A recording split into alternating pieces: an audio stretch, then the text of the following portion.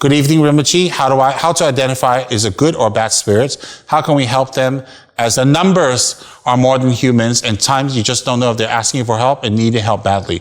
Some try to reach out and show signs. We always have dreams, but there are times couldn't identify whether spirits or unknown human. Past life or future, some supernatural force trying to manipulate the mind.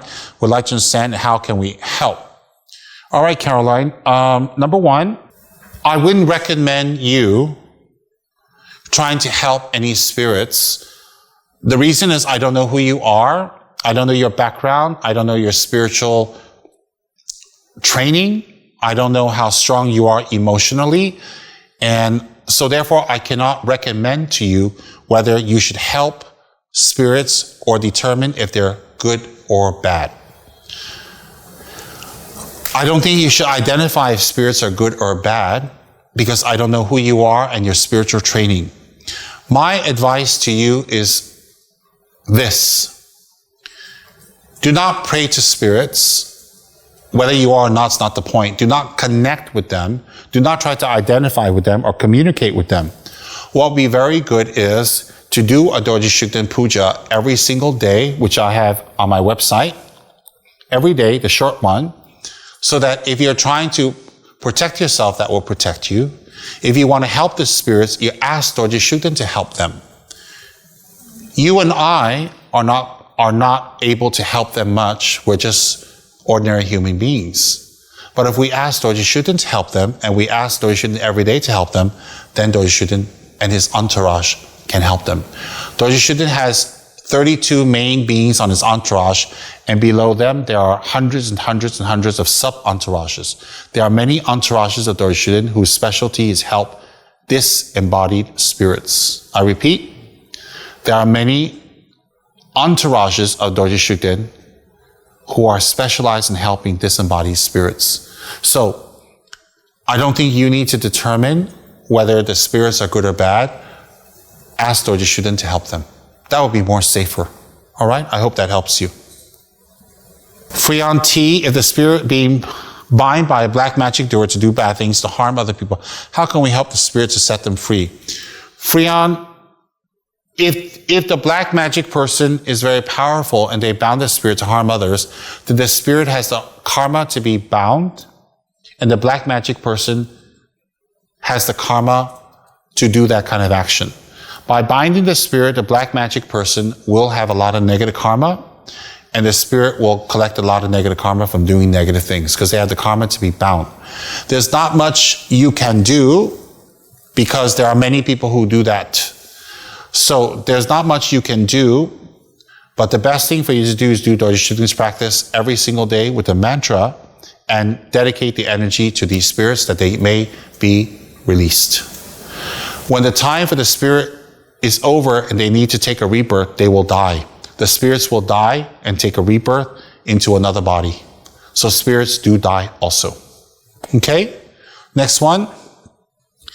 Deepak Kapoor. If I do mindfulness meditation, I can't sleep at night. Please tell me what to do. Do your mindfulness meditation earlier in the day, early in the morning, so that by the time you go to sleep, it's 12 to 14 to 15 hours later, so the meditation is farther away from your sleep. Try that. If that doesn't work, then you might have to stop doing mindfulness meditation and try a different meditation. Okay? Number 10, Norman So. How do I practice my presence itself could dispel unseen beings? What about returning the negative force others has transferred to us? I'm not very sure about your question, Norman So. I'm going to try to answer it the best I can. How can you practice that your presence, that means when you enter a room or a place, those unseen beings will be dispelled? I guess that's what you're trying to say. Well, there's an oracle to Dorje Shugden that I'm friends with. He's a very powerful oracle, and he takes trance of Dorje Shugden.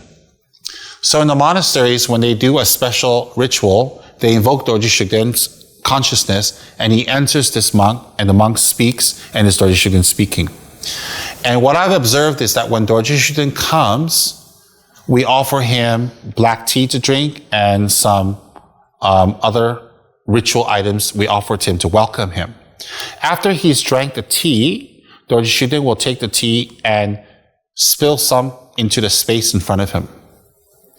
We don't see what's in front of him, but he's spilling the drink in the space in front of him, which means there are a lot of beings around him that are asking for help, and he's giving them some drink and some relief.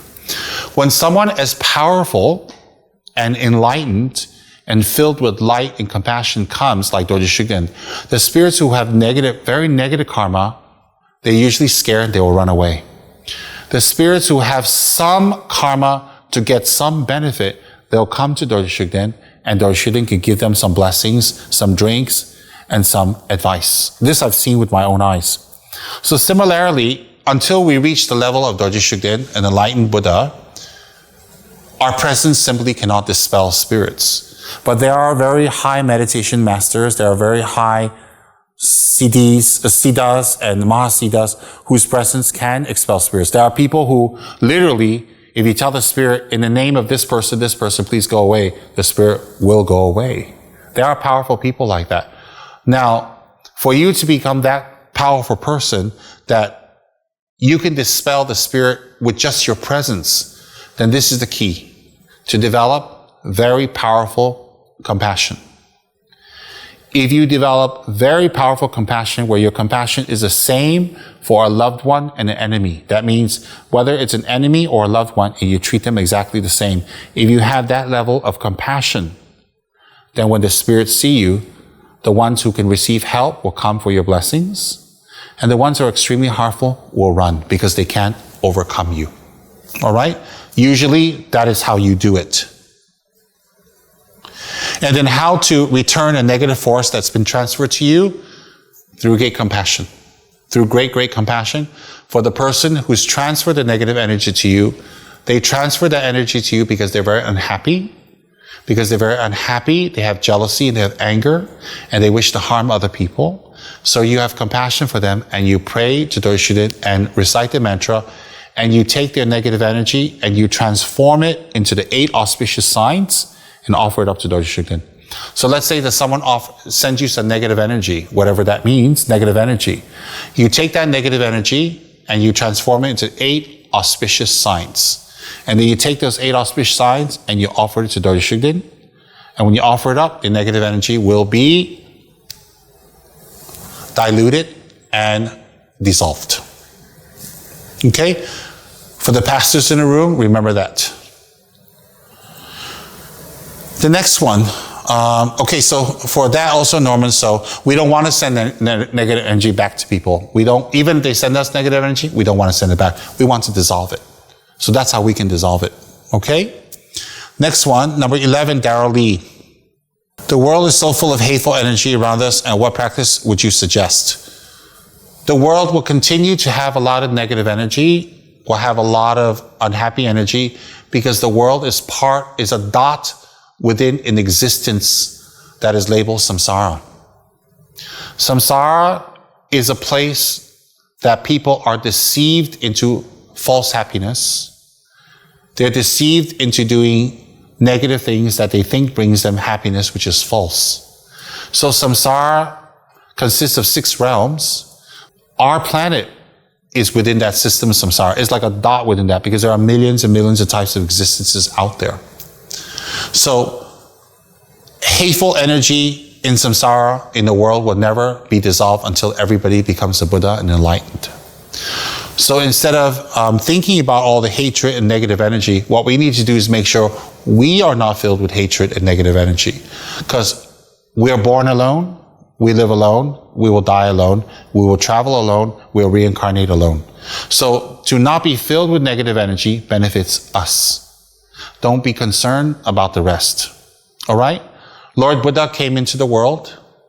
He could not dispel all the negative energy.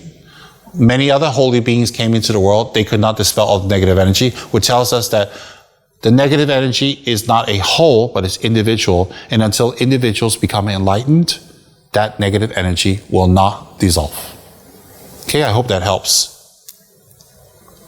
Number 12, pemtsering. Will it be okay to generate compassion to Dorje Shugden? Yes, it'll be okay to generate compassion to Dorje Shugden. It'll be okay to generate compassion to Buddha. It'll be okay to generate compassion to Manjushri, to Avalokiteshvara, to Tara. It'll be very good. If you mean generating compassion to Dorje Shugden himself, of course you can. He doesn't need your compassion, but you can do that. It'll be good for you to generate compassion any time of the day. So if Dorje Shugden is the motivating factor for you to generate compassion, more power to you. Some people feel, I don't like Dorje Shugden. I want to generate compassion to him. He's evil spirit. Good for you. If that's what motivates you to generate compassion, all the more power to you. No problem at all.